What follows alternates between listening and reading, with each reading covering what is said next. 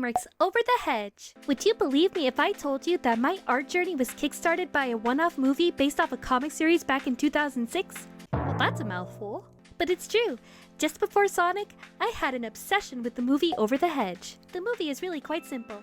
It's about a raccoon named RJ who steals a hoard of food from a bear named Vincent. Vincent, of course, threatens RJ to replace the hoard of food by the next full moon. Shortly after that, RJ finds a family of suburban animals who are currently terrified of a hedge that's sprouted up on their territory.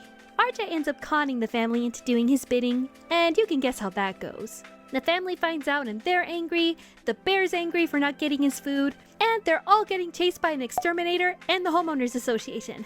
The movie really is quite chaotic, but RJ ends up redeeming himself and he gets adopted into this family. But the movie itself actually isn't the only reason why I was obsessed with it. Every DVD had a little something called the bonus features. Bonus features varied from DVD to DVD. I struck gold with Over the Hedge though. The bonus features for this movie had an entire short dedicated to Hammy, a game also dedicated to Hammy, and an entire documentary dedicated to the production of Over the Hedge. From concept art to character design to voice acting, this documentary had it all. I'll never forget this story where the artists explained that they ditched their first batch of 3D models. Why, you may ask? The actual animals these characters were based on were brought into the studio. The artists looked at the animals and their designs and said, "The animals are cuter."